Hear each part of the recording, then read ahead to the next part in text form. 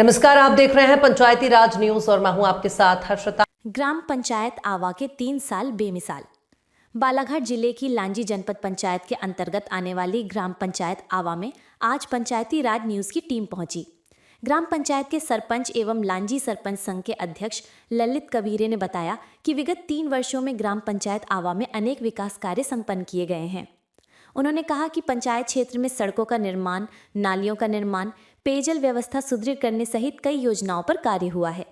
साथ ही ललित कबीरे ने ये भी बताया कि आगामी समय में पंचायत क्षेत्र के सर्वांगीण विकास के लिए और भी महत्वपूर्ण कार्य करवाए जाएंगे ताकि ग्राम आवा विकास के नए आयाम स्थापित कर सके। भैया अपना परिचय देंगे। मैं ललित कबीरे, सरपंच ग्राम पंचायत आवा, अध्यक्ष सरपंच संघ जनपद पंचायत लांजी। आपके ग्राम पंचायत में विगत 3 वर्षों में कौन कौन से विकास कार्य हुए? अब विकास तो जनता के अनुरूप, जैसे जनता की जो आवश्यकता थी उसके अनुरूप हमने काम करने का प्रयास किया। मेन समस्या मेरे यहाँ थी नल की, पानी की बहुत समस्या, क्योंकि मेरे यहाँ अधिकांश खेती रबी में धान की खेती होती है। उसके वजह से वाटर लेवल एकदम नीचे चला गया, तो हैंडपम्प से मेरे यहाँ पानी नहीं निकल रहा था। तो मैंने अपने पंचायत में दोनों गांव में नल जल योजना की मांग किया। दोनों गांव में नल जल सुचारू रूप से चल रहा है। मेरे यहाँ सबसे दिक्कत पानी की है। मेरे यहाँ आपको बता देता हूँ कि मेरे यहाँ 11 बोर चल रहे हैं। आवा चुरली में 11 बोर से पानी जनता को दे रहा हूँ। और सबसे बड़ी दिक्कत ये आ रही है, क्योंकि गांव में टैक्सेस की राशि वसूलनी होती है। अब गरीब जनता फिर भी देते हैं, पर जो आना चाहिए टैक्स की राशि वो नहीं मिल पाता।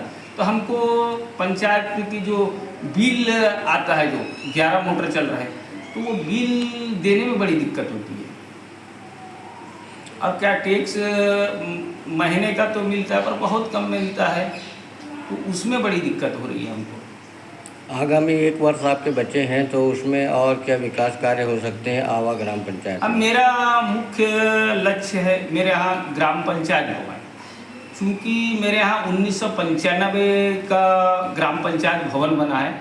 जैसे 1995 में मेरे यहाँ ग्राम पंचायत आवा बना, उसके पहले ये बेनेगांव पंचायत में ग्राम आवा और चुरली ग्राम आते थे।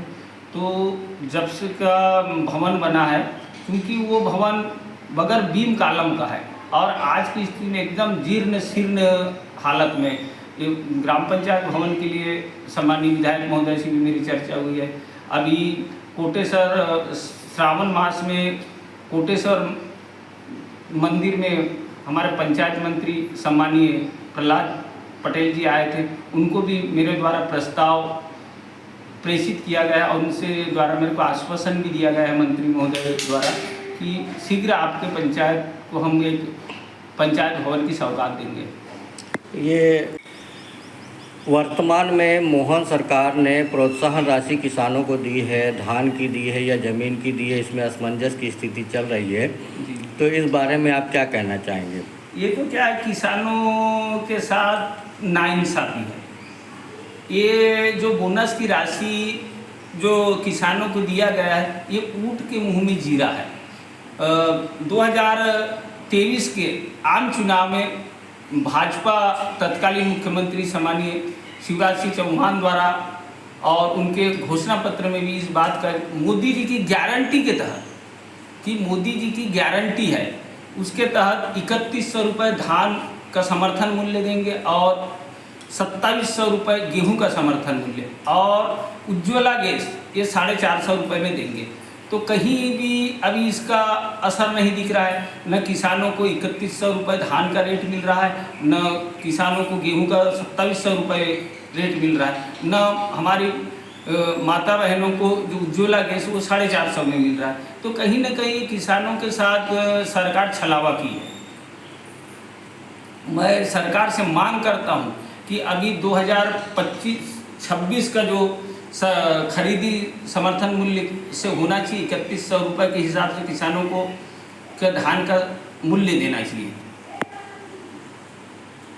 आप जो है सरपंच संघ हाँ, के और अध्यक्ष मैं भी बता हैं। देना चाहूँ, इसके पूर्व 2022 से मैं सरपंच हूँ। इसके पहले मेरी मिसेज सरपंच थी 2015 में। मैंने इतने अपने कार्यकाल में 29 तो सीमेंट सड़क बनवाया अपने ग्राम से। इसके पहले क्या है, मेरे पंचायत में सीमेंट सड़क नहीं थी। मैंने 29 अपने ग्राम पंचायत में सीमेंट सड़क बनवाया हूँ। सामुदायिक भवन की नितांत आवश्यकता थी। तत्कालीन विधायक सुश्री हिना कावरे द्वारा मुझे एक सामुदायिक भवन भी प्रदान किया गया था। और अभी मैसेज आया है कि ग्राम पंचायत आवा के अंतर्गत आवा में जो सामुदायिक भवन बन चुके हैं, चूँकि चुरली में सामुदायिक भवन की नितांत आवश्यकता है, अभी स्वीकृति मिली है, तो चुरली में भी आगामी 2026 में चुरली में भी सामुदायिक भवन की सौगात हमको मिली है। वो भी 2026 में बनके तैयार हो जाएगा। आप सरपंच संघ के अध्यक्ष भी हैं लांजी के, तो मोहन सरकार के कार्यों से आप कितने संतुष्ट हैं? देखिए, संतुष्ट तो हम लोग काफ़ी हद तक नहीं है, क्योंकि सरपंचों का जो अधिकार है वो अधिकार नहीं मिल पा रहा है। आज सरपंच एक ठगा महसूस कर रहा है, क्योंकि सरपंचों की कहीं भी चलती नहीं। प्रशासनिक अमले पूरे प्रदेश को चला रहा है। कहीं ना कहीं सरपंचों के साथ भेदभाव हो रहा है। और चूँकि मैं एक कांग्रेस पार्टी से ताल्लुक़ रखता हूँ, एक छोटा सा कार्यकर्ता हूँ, तो कहीं ना कहीं जाके पार्टी बेच पे भी थोड़ा कहीं ना कहीं वो देखने को आता है। फिर भी क्या है, हमारे वर्तमान विधायक हैं जो इनसे मेरा बहुत अच्छा संबंध है, क्योंकि 2010 में मैं पहली बार जनपद सदस्य बना, जब हमारे विधायक जी जनपद के अध्यक्ष हुआ करते थे। जब से मेरा बहुत अच्छा संबंध है, क्योंकि वो भाजपा पार्टी से ताल्लुक़ रखते हैं, तो मैं तो कांग्रेस पार्टी का सदस्य था, जनपद सदस्य।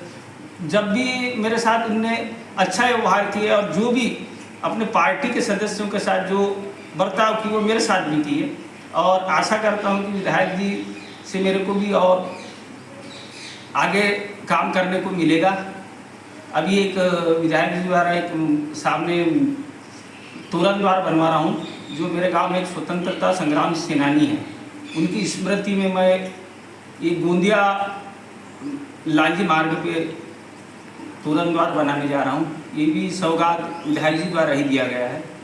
और विधायक जी से मेरा मांग भी है, आपके माध्यम से मैं विधायक जी से मांग भी करता हूँ, क्योंकि मेरा एक पंचायत भवन की नितांत आवश्यकता है। एक पंचायत भवन की राशि और 2 चौक है मेरे गांव में, वो चौक की सौंदर्यीकरण कराना चाह रहा हूँ। इस संबंध में मेरी विधायक जी से चर्चा हुई है और आश्वासन भी दिया गया है कि बहुत जल्दी आपको ये सौंदर्यीकरण के लिए राशि और पंचायत भवन के लिए राशि आपके पंचायत के खाते में बहुत जल्दी आ जाएंगे। ये आश्वासन विधायक जी द्वारा मुझे मिला है। अब आप मुझे पूछ रहे थे कि सरपंच लोग सरकार के काम से संतुष्ट है, पर बहुत हद तक हम संतुष्ट नहीं हैं।